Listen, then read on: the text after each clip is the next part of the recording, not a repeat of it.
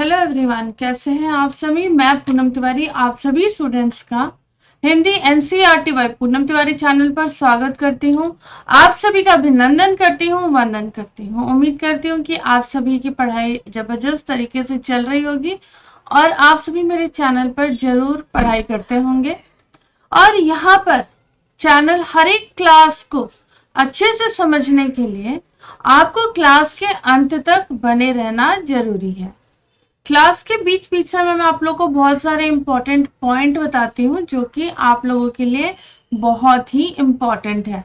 तो उन सारे इम्पॉर्टेंट पॉइंट्स को जानने के लिए आपको क्लास को लास्ट तक देखना बहुत ज़्यादा इम्पॉर्टेंट है। तो हम लोग बिना किसी रुकावट के हम लोग हमारी क्लास को स्टार्ट करते हैं। आज जो हम पढ़ने वाले हैं उसका वो पाठ का नाम है शाम एक किसान। और ये एनसीईआरटी सिलेबस का जो बुक आपको एनसीईआरटी करिकुलम की जो बुक है जो मैक्सिमम केवीएस वगैरह में पढ़ाई जाती है, DSSB में पढ़ाई जाती है, नवोदय में पढ़ाई जाती है, वहां पर ये पाठ 8 है, शाम एक किसान। इसे लिखने वाले होते हैं सर्वेश्वर दयाल सक्सेना जी। और ये आपका वसंत, बुक का नाम है वसंत भाग 2 से लिया गया है। अब सर्वेश्वर दयाल सक्सेना जी जो थे बहुत ही प्रख्यात, बहुत ही विख्यात कवि रहे हैं। इन्होंने देखा जाए ना तो इनकी कविताओं की एक विशेषता ये रही है कि ये जो भी अपनी कविता को लिखते थे ना उसमें मानवीकरण करते थे, मतलब मानव प्रकृति को मानव का रूप दे देते थे। तो वैसी इनकी कविताएं होती थी। आज की जो कविता है शाम एक किसान, तो शाम को इन्होंने एक किसान का रूप दिया हुआ है, ठीक है। तो वहां से एक कविता है, बहुत सुंदर कविता है। पहले हम लोग सर्वेश्वर दयाल सक्सेना जी के बारे में जानेंगे। तो इनका जन्म 15 सितंबर 1927 बस्ती उत्तर प्रदेश में हुआ। इनका निधन हो जाता है 24 सितंबर 1983 नई दिल्ली। ये आधुनिक कविता के समादृत कवि सर्वेश्वर दयाल का जन्म 15 सितंबर को हुआ बस्ती उत्तर प्रदेश में। और इन्होंने अपनी हायर एजुकेशन कहाँ पे की, काशी और इलाहाबाद में पूरी की। अध्यापन और सरकारी कार्यालय में नौकरी के बाद ये आकाशवाणी में इन्होंने कार्यरत किया। मतलब पढ़ाई के बाद अब नौकरी भी तो करना जरूरी है। फिर आगे के आमंत्रण पर दीनमान अखबार में ये जुड़ गए। आगे जी ने इनवाइट किया तो इन्होंने दीनमान करके न्यूज़पेपर का ये था, वहां पर ये ज्वाइन कर लेते हैं। कुछ समय बाद, ठीक है, कुछ समय बाद ये बाल पत्रिका पराग, इन्होंने ये बाल पत्रिका निकली थी पराग, उसके संपादक भी रह चुके हैं, ठीक है। उन्होंने इसमें काव्य लेखन की सक्रियता 1951 से आरंभ की। तो पहले तो ये नौकरी कर रहे थे, पढ़ाई किए, फिर किसी न तो किसी लेखन में वहां पर जुड़े, ठीक है, संपादक के रूप में काम किया, कहीं कॉलेज में जुड़े। फिर बाद में इन्होंने जो प्रिंटिंग प्रेस रहती है वहां पर काम किया, फिर अखबार के इसमें जुड़ गए। तो पढ़ाई के बाद जैसे कि नॉर्मल तरीके से अगर देखा जाए तो लोग हमारे जीवनचर्या को, हमारे जीवन को चलाने के लिए नौकरी करते हैं, एक आय का स्रोत होना चाहिए, वैसे इन्होंने भी जॉब किया। और फिर धीरे धीरे क्या हुआ, 1951 में जाके ये काव्य को लिखना भी इन्होंने आरंभ किया। तो इनकी जो काव्य लेखन को जब इन्होंने लिखना स्टार्ट किया, वो कौन सा युग रहा, कौन सा समय रहा, कौन सा ईयर रहा, 1951। परिमल गोष्ठी में उनकी चर्चा बढ़ी और उनमें नई कविता की पर्याप्त संभावनाएं देखी गई। उनका जो पहला कविता संग्रह था कांट की घंटियां 1959 में प्रकाशित हुई।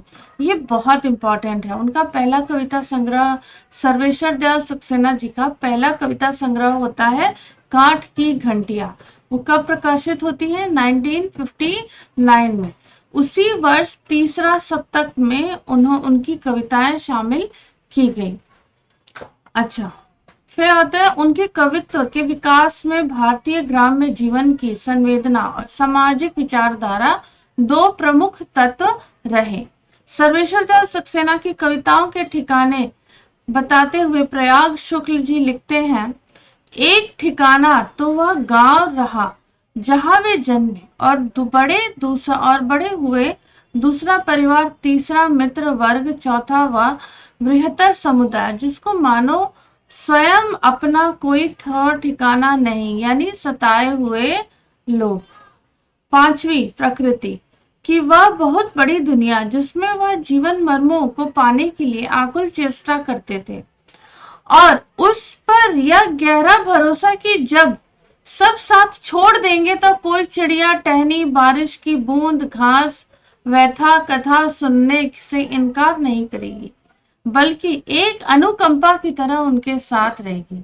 तो ये सारे इन्होंने ना एक ये बनाया है। प्रयाग शुक्ल जी ने लिखा कि वो एक ठिकाना तो उनका था जहां वो पैदा हुए, दूसरा ठिकाना और तीसरा चौथा तो ये हुआ जहां पर वो बड़े हुए। तो बड़े जब हुए तो वहां पे स्कूल था, उनका प्लेग्राउंड था, परिवार था। तो ये सारे, इन सभी को उन्होंने क्या रखा, इन सारे वर्ग को एक साथ रखा कि दूसरा, तीसरा, चौथा वर्ग कौन सा रहा, परिवार का रहा, स्कूल का रहा, मित्रों का रहा, जहां पर वो काम वाम करते थे, ठीक है, वो सारे वर्ग रहे। और फिर बाद में वो कहाँ आ जाता है, पांचवी ऐसी वो जगह ढूंढते हैं, पांचवी प्रकृति वो एक ऐसी ढूंढते हैं, एक बहुत बड़ी दुनिया जहां पे जीवन के कुछ इंपॉर्टेंट लक्ष्यों को पाने के लिए उनके अंदर एक आकुल चेष्टा रहती है। ठीक है, एक बहुत ही, जैसे हम सब पैदा हुए हैं तो कोई ना तो कोई हमारा तो हमारे लाइफ का, हर एक इंसान के लाइफ का कोई ना तो कोई मेन एम होता है। अभी हमें नहीं पता कि वो एम क्या है, लेकिन वो उसे कौन ढूंढेगा, हमें कोई बताएगा भी नहीं कि भाई तुम्हारे ये जीवन का मुख्य लक्ष्य है जिसकी वजह से तुम धरती पर जन्म लिए। तो हमें उस लक्ष्य को जानने के लिए हमें क्या करना पड़ेगा, चिंतन करना पड़ेगा, मनन करना पड़ेगा, हमारे इंटरेस्ट को देखना पड़ेगा, हमारा इंटरेस्ट क्या है, हमारा झुकाव किस और है, हम वहां पर क्या कर सकते हैं। तो कुछ लोग ना बड़े अच्छे होते हैं, राइटिंग में अच्छे होते हैं, कुछ लोग प्रिंटिंग में अच्छे होते हैं, कुछ लोग खाना बनाने में अच्छे होते हैं, कुछ लोग सब्जी काटने में अच्छे होते हैं। और वो अच्छे होते हैं मतलब ये चीजें आती है, सबको आती है, लेकिन उनका ये इंटरेस्ट का होता है, ये फील्ड उनके इंटरेस्ट की होती है। कुछ टीचिंग में अच्छे होते हैं, ठीक है, तो सबकी फील्ड अलग अलग है, और बस उसको वही जानना है कि मेरा कौन सा फील्ड है, मुझे कहाँ इंटरेस्ट है। ठीक है, तो वैसे ही इन्होंने एक ऐसी दुनिया, पांचवी प्रकृति उनकी एक ऐसी बड़ी दुनिया थी जिसमें वो जीवन में कुछ पाने के लिए उनकी वो अपनी चेष्टाएं करते थे, और उस पर उनको बहुत काफी भरोसा था कि यहाँ पे जो मैं हूँ, यहाँ पे कोई चिड़िया, कोई टहनी, बारिश की बूंद, घास जो है, ये सब किसी भी अगर मैं कोई व्यथा, कोई दुख की कहानी सुनाऊं तो ये लोग मेरे उन कहानियों को सुनने से मना नहीं करेंगे, उस कविताओं को सुनने से मना नहीं करेंगे, लेकिन बड़ी ही अनुकंपा के साथ वो मेरी बातों को सुनेंगे।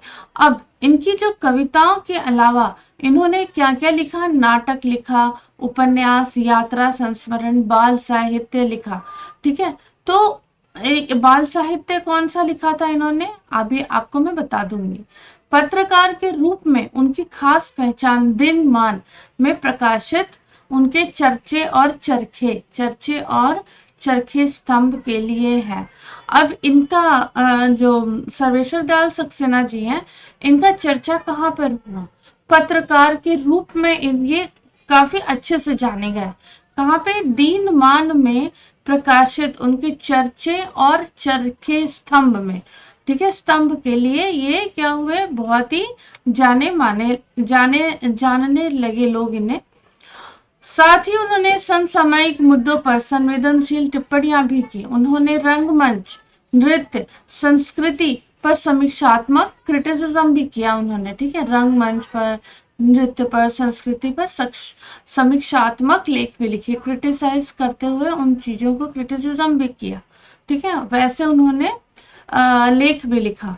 अब जो इनकी कविता संग्रह होती है, कांठ की घंटियां, बांस का पुल, एक सुनी नाव, गर्म हवाएं, कुमाऊं नदी, जंगल का दर्द, खूंटियों पे टंगे लोग, क्या कह कर पुकारूं कोई मेरे साथ चले, ये वाले सारे ना बहुत इंपॉर्टेंट है, तो इनको आप जरूर पढ़िएगा, ठीक है। अब देखो संपादन, शमशेर मलयज के साथ रूपांबरा सहायक संपादन, आगे अंधेरों का हिसाब, नेपाली कविताएं और रक्त बीज, इनके ये संपादन रहे। अब अगर आप कोई कॉम्पिटिटिव एग्जाम दे रहे हैं तो वहां पर आपसे इधर से क्वेश्चन पूछ लिया जा सकता है 1 मार्क्स का, कांट की घंटियां कविता संग्रह, किसकी कविता संग्रह है, या सर्वेश्वर दयाल सक्सेना की कविता संग्रह कौन सी है, कितनी है, तो देखो यहाँ पर है कितनी, 2 3 4 5 6 7 8 9 है, ठीक है, 9 संग्रह है।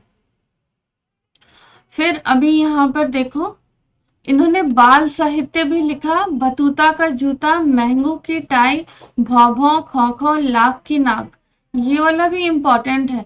यात्रा संस्मरण, संस्मरण क्या होता है, संस्मरण बेसिकली अगर हम देखे जाए तो हमारे साहित्य की 2 विधाएं हैं, एक है काव्य विधा और एक है आपका क्या, एक है आपकी गद्य विधा, ठीक है। तो काव्य विधा में आप लोगों का जो जब हम गद्य विधा पढ़ते हैं तो उसमें संस्मरण आ जाता है, निबंध आ जाता है, ठीक है, लेख आ जाते हैं, पत्र आ जाता है, तो वो सारी क्या है आपकी एक गद्य की एक विधा है।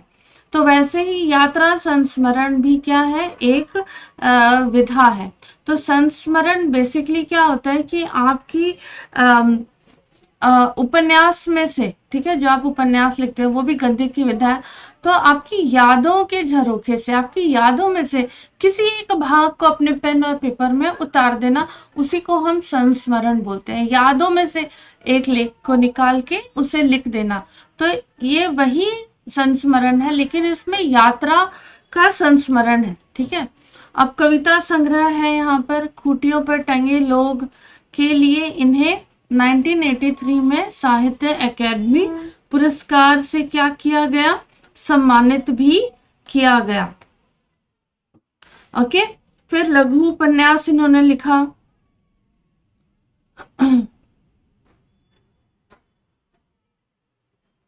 फिर इन्होंने लघु उपन्यास लिखा, पागल कुत्तों का मसीहा, सोया हुआ जल, नाटक इनकी थी बकरी, लड़ाई, अब गरीबी हटाओ, कल भात आएगा हवालात, ठीक है, ये सारे इनके क्या थे, नाटक थे, बकरी, लड़ाई, अब गरीबी हटाओ, इन्होंने ये ऐसे नाटक थे जिनको रंगमंच पे प्ले किया गया था।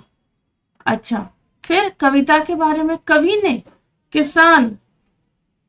ने किसान के रूप में जाड़े की शाम के प्राकृतिक दृश्य का चित्रण किया। अब जब हम लोग कविता पढ़ने जा रहे हैं, कौन सी कविता है, शाम एक किसान, ठीक है, तो ये भी एक कविता है, और हिंदी साहित्य के कौन से विधा का, आपके काव्य के विधा के अंतर्गत ये काव्य विधा है, ठीक है, इसमें ये कविता है। जब हम काव्य विधा की बात करते हैं ना, तो उसमें आपका क्या क्या आ जाता है, जैसे कि आपकी गजल आ जाएगी, फिर से दोहे आ जाएंगे, शब्द आ जाएगा आपका, है ना, इस तरीके से गीत आ जाएंगे, ये सारे क्या हैं आपके काव्य विधा में, काव्य की अलग अलग विधाएं हैं, कौन कौन सी हैं, गजल है, फिर आपके दोहे हैं, शब्द है, गीत है, ठीक है, कविता है, तो इस तरीके से आपके सारे ये वाले काव्य के अंतर्गत आते हैं। तो आज हम उसी में से, काव्य विधा में से एक विधा पढ़ रहे हैं जो कि है कविता। अब ये जो कविता है जो सर्वेश्वर दयाल सक्सेना जी ने लिखी है, शाम को जैसे जैसे शाम हो रही है, ठीक है, जैसे जैसे शाम हो रही है, अब दिन से शाम हो रहा है, दोपहर से शाम हो रहा है, तो उस शाम को किसान से कंपेयर किया, कहा है कि एक शाम एक किसान, ठीक है, तो ये किसान को शाम को क्या बता दिया गया है, किसान के रूप में बता दिया गया है, शाम एक किसान। तो कवि ने किसान के रूप में जाड़े की शाम के प्राकृतिक दृश्य का चित्रण किया है। इस प्राकृतिक दृश्य में पहाड़ बैठे हुए एक किसान की तरह दिखाई दे रहा है, और आकाश जो है उसके सिर का पगड़ी लग रहा है कि सिर पर उसने किसान ने साफा बांध रखा है। पहाड़ के नीचे बहती हुई घुटनों पर रखी चादर सी, तो नदी जो है पहाड़ की साइड से बह रही है, तो ऐसा लग रहा है कि ठंडी का मौसम है, और जो किसान है वो घुटनों तक उसने क्या ओढ़ रखी है, चादर ओढ़ रखी है। नदी को चादर का रूप दे दिया गया है। पलाश के जो पेड़ है, वो जो पलाश के पेड़ होते हैं उस पर लाल लाल फूल रहते हैं, तो वो पलाश का जो जंगल है वो कैसा दिख रहा है, जैसे पलाश के जंगल में पलाश के फूल उगे हैं, है ना, वो लाल लाल है, तो ऐसा लग रहा है कि जब फूल जो है वो कैसे लग रहे हैं, जलती हुई अंगीठी के समान लग रहे हैं। और पूर्व क्षितिज पर घना होता, और उसके पीछे क्या हो रहा है, जो क्षितिज है, क्षितिज क्या होता है, जहां पर दिन और रात जहां मिलते हैं, एक्चुअली में वो मिलते नहीं है, वो एक अनुमानित क्या है, एक लाइन है, उसको हम क्षितिज बोलते हैं।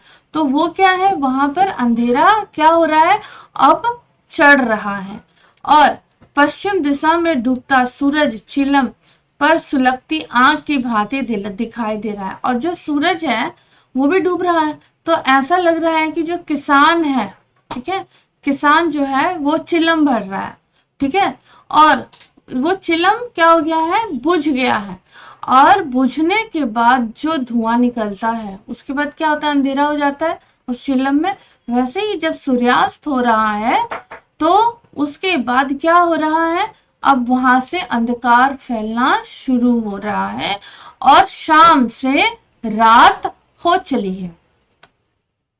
ये पूरा दृश्य कैसा है, शांत है, और अचानक से वहां पर मोर बोल उठता है। देखो यहाँ मानवीकरण अलंकार है, कितना मानवीकरण यहाँ पे किया गया है, किसी ने जैसे आवाज लगाई हो, सुनते हो, इसके बाद का दृश्य घटना से बदल जाता है, चिलम उलट जाती है, आग बुझ जाती है, मतलब चिलम में जो आग लगी है वो क्या होता है, बुझ जाता है, और फिर उसमें से धुआं उठता है, सूरज डूब जाता है, और शाम ढल जाती है, रात का अंधेरा छा जाता है। तो ये पूरा आपकी कविता के बारे में था।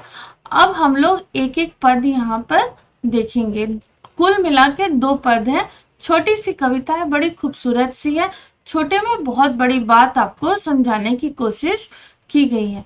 काश का साफा बांध कर आज सूरज की चिलम खींचता बैठा है पहाड़, ठीक है, देखो अब कविता है तो हम इसे पढ़ने की तरह नहीं पढ़ेंगे, कविता गा के पढ़ेंगे।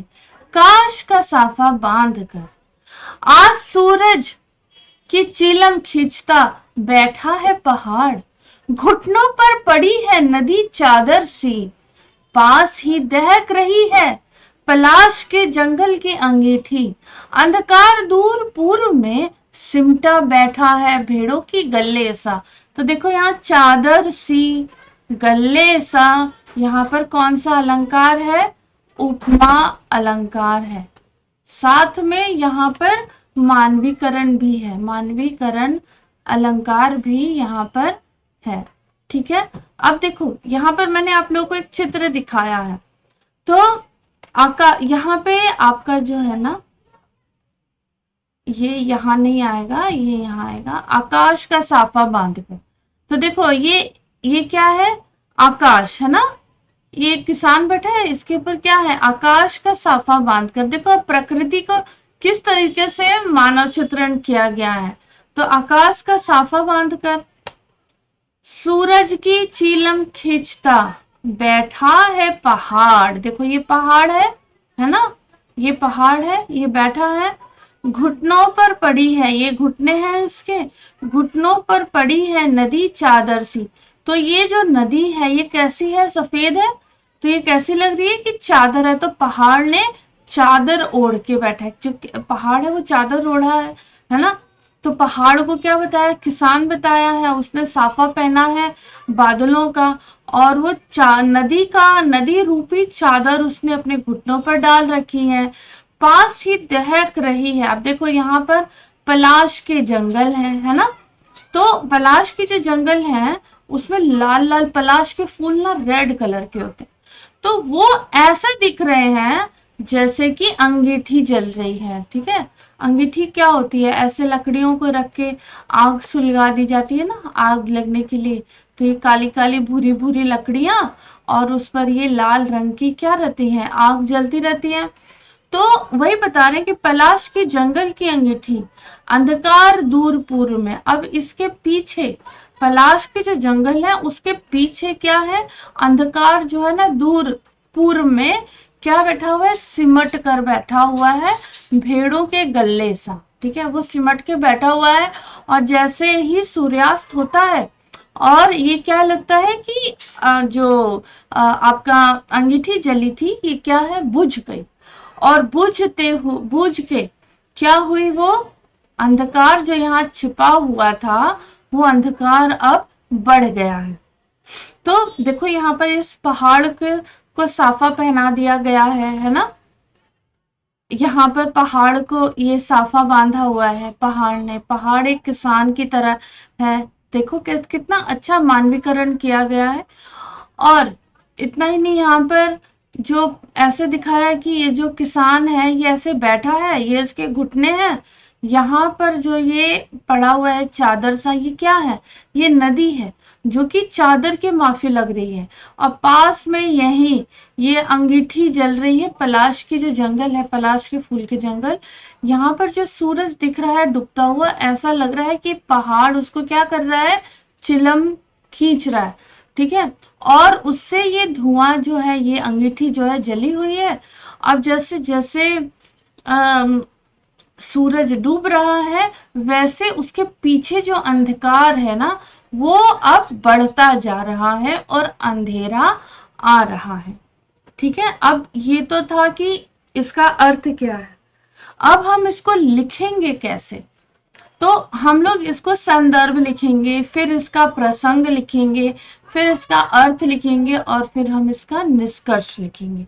तो संदर्भ हम कैसे लिखते हैं कि ये जो पंक्तियां हैं किसकी हैं, सर्वेश्वर दयाल सक्सेना द्वारा रचित कविता शाम एक किसान से ली गई है।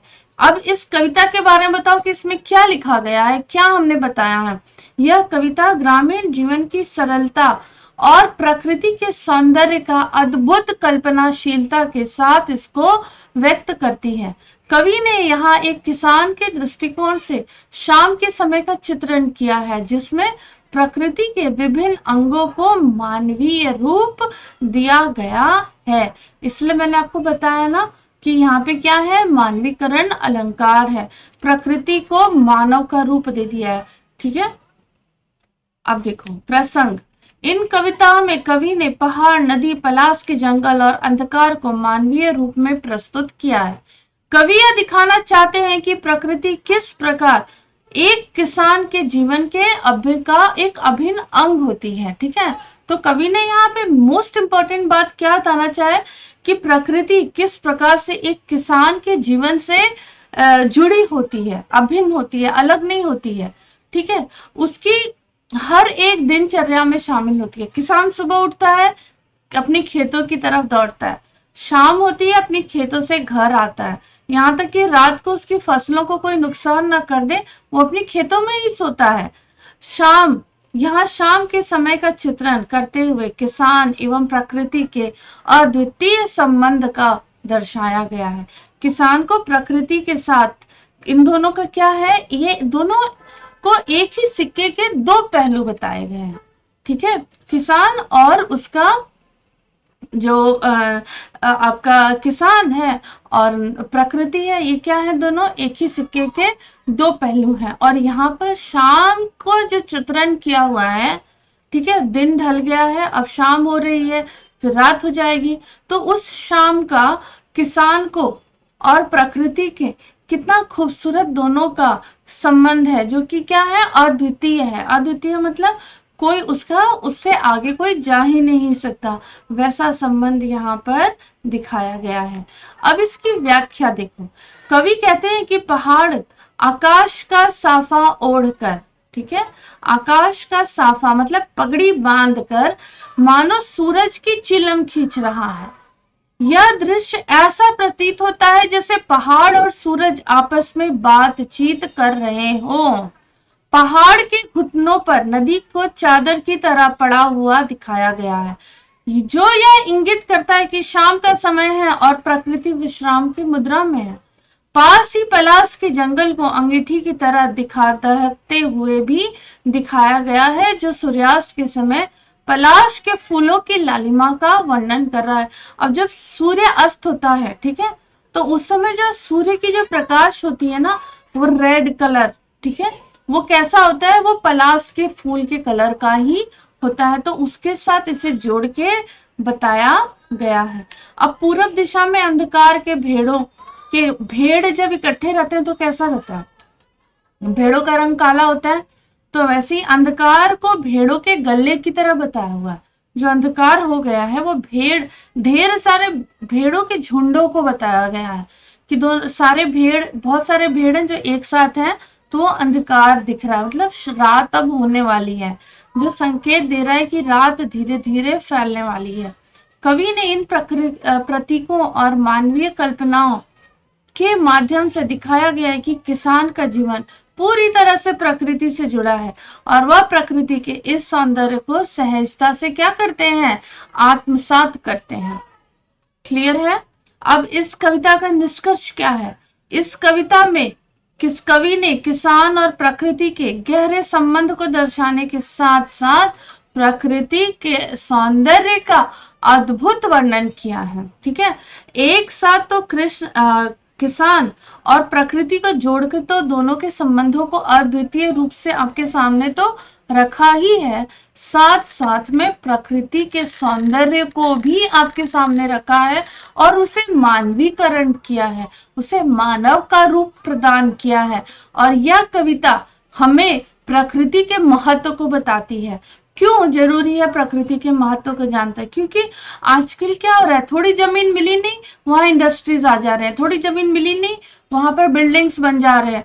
तो प्रकृति का भी इम्पोर्टेंस है, बहुत ज्यादा इम्पोर्टेंस है। प्रकृति हमारे जीवन को संतुलित बनाए रखती है, तो उसको प्रकृति के महत्व और उसकी सरलता को समझाने की प्रेरणा की है।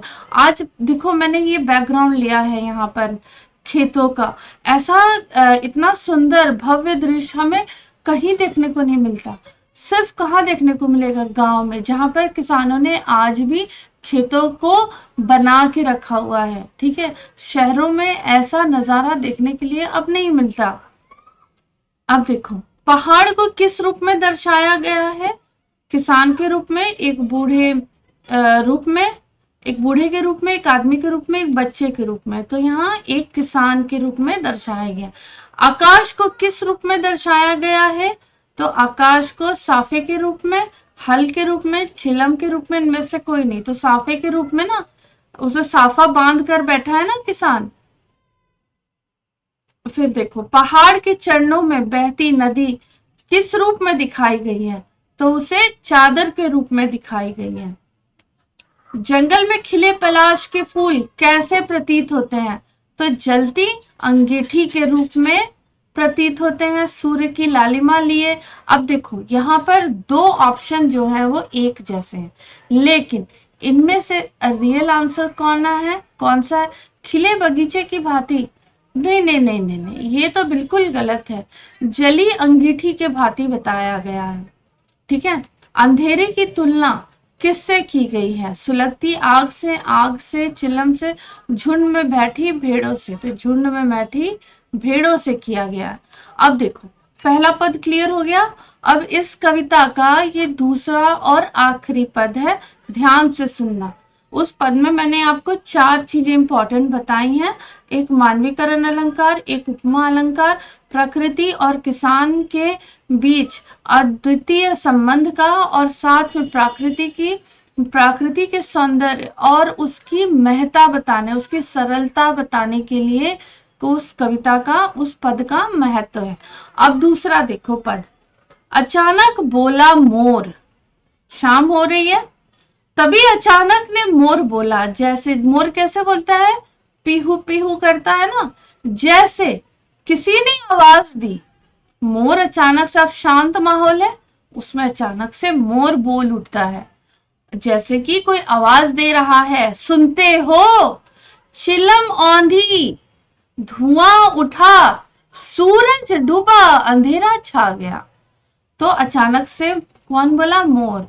अचानक बोला मोर, जैसे किसी ने आवाज दी, सुनते हो, चिलम औंधी, धुआं उठा, सूरज डूबा, अंधेरा छा गया। देखो कितने कम वर्ड में कितनी गहरी बात कही गई है। तो अंधेरा जैसे होने चल रहा है, तो कहीं से मोर बोल उठता है, और ऐसा लगता है कि मोर कह रहा है, सुनते हो, चिलम औंधी, धुआं उठा, मतलब चिलम जो है वो क्या है, बुझ गई। अब चिलम बुझने के बाद उसमें से धुआं उठता है, वैसे ही सूरज डूबा और अंधेरा क्या हुआ, तो अंधेरा छा गया। तो चिलम औंधी को सूरज से कंपेयर किया गया है यहाँ पर, है ना। तो यहाँ पर ये बताया गया है, और अंधेरा हो गया। अब इसका संदर्भ, प्रस्तुत पंक्तियां सर्वेश्वर दयाल सक्सेना की शाम एक किसान से ली गई हैं। इस कविता में कवि ने ग्रामीण परिवेश और शाम को बदलते समय किसान के दृष्टिकोण से अत्यंत संवेदनशीलता और कल्पनाशीलता के साथ प्रस्तुत किया है। यह पंक्तियां शाम के समय प्रकृति में होने वाले परिवर्तनों का वर्णन करती हैं। अंधेरा, दोपहर, सूरज ढलता है, सूरज जब तेज रहता है तो दोपहर रहती है, धीरे धीरे शाम होती है, जिसको शाम के बाद धीरे धीरे क्या होता है, सूरज अस्त होता है, अंधेरा छा जाता है, और अंधेरा छाते ही क्या होता है, रात हो जाती है। इन पंक्तियों में कवि ने मोर की आवाज और सूरज के डूबने के माध्यम से शाम के समय का अत्यंत भावात्मक और प्राकृतिक चित्रण किया है। यह दृश्य दर्शाता है कि दिन की समाप्ति का समय कितना शांत और मनोरम हो सकता है। यह शाम के समय का ऐसा चित्रण है जो किसान के दैनिक जीवन में आने वाली सहजता और उसके प्रकृति से जुड़ाव को दिखाता है। तो शाम का समय ऐसा होता है, इतना शांत होता है कि किसान के दिन भर के जीवन में जो भी उसने किया और उसके जीवन में आने वाली सहजता और प्रकृति से जिस तरीके से किसान जुड़ा हुआ है, प्रकृति में तो रहता है दिन भर, वो वहीं काम करता है, खेतों में काम करता है, पानी में काम करता है, मिट्टी में रहता है, तो प्रकृति में तो रहता है। तो उसके साथ कितना खूबसूरत जुड़ाव है, जो कि कवि पहले ही बता चुके हैं कि बहुत ही अद्वितीय है, उसको यहाँ पर बताया गया। अब इसकी व्याख्या, कवि कहते हैं कि अचानक मोर की आवाज सुनाई दी, जैसे किसी ने सुनते हो कहकर बुलाया हो।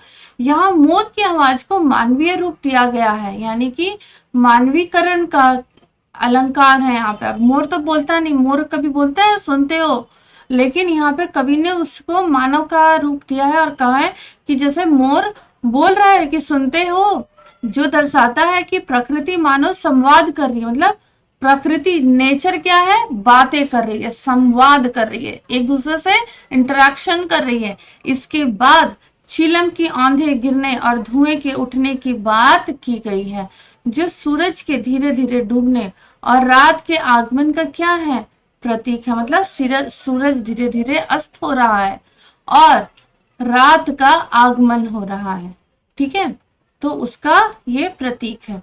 सूरज के डूबने के साथ ही अंधेरा पूरे वातावरण में क्या होता है, छा जाता है, और यह शाम के समय की सुंदरता और एक किसान के जीवन में इस समय की महत्ता को दिखाता है। दिन भर की मेहनत के बाद किसान इस समय को प्रकृति के साथ जोड़कर अनुभव करता है।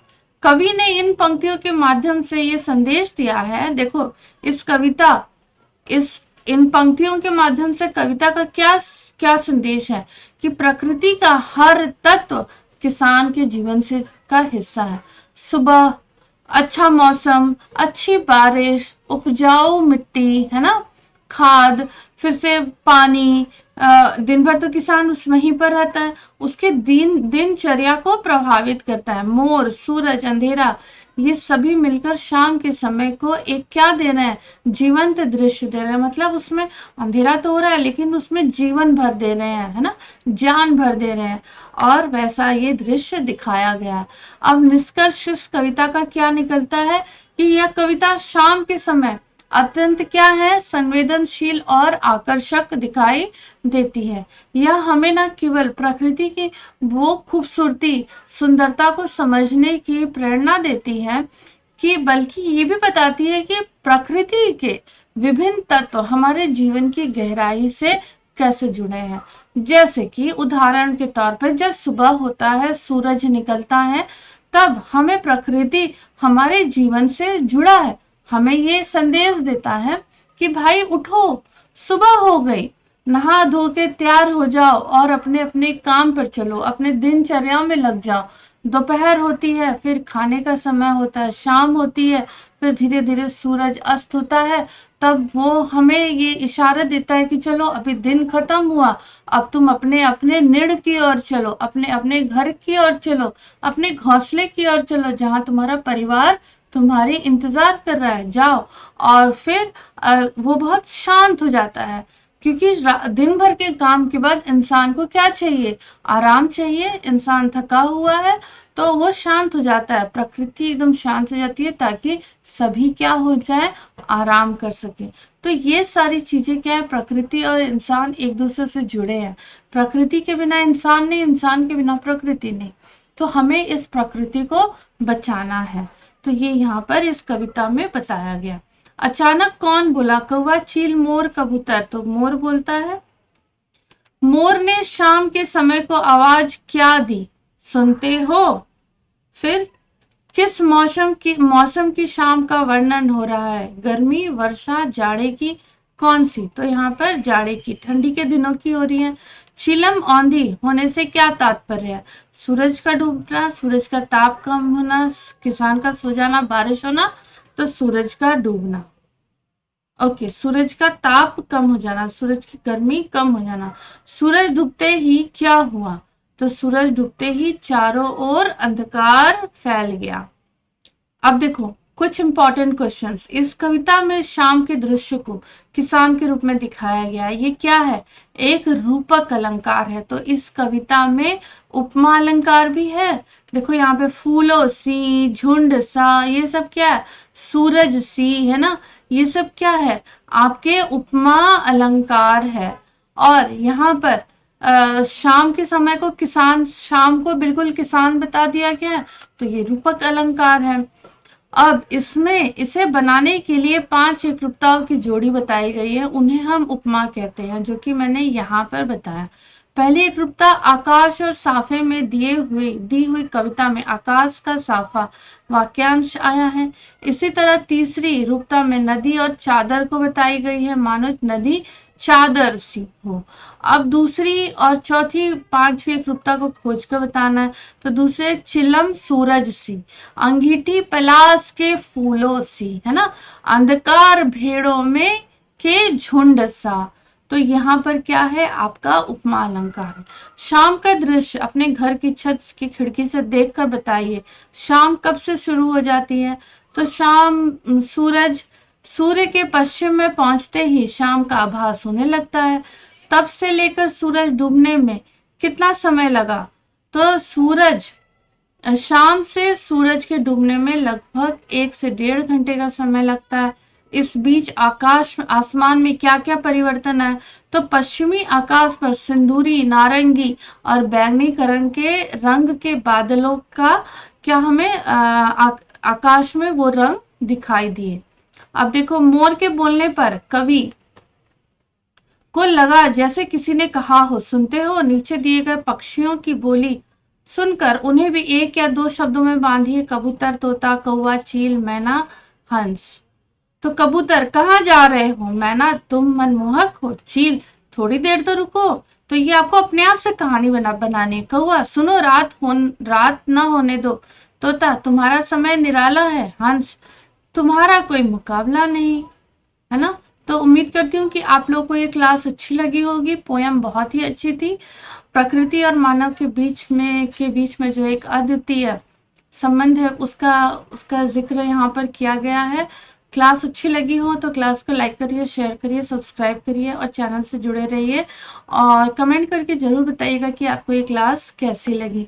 और इस पाठ के प्रश्न उत्तर के साथ हम बहुत जल्दी आपसे मिलेंगे। तब तक के लिए हंसते रहिए, मुस्कुराते रहिए, खिलखिलाते रहिए, पढ़ते रहिए और चैनल पर हमेशा स्टार्टिंग से लेकर एंड तक बने रहिए।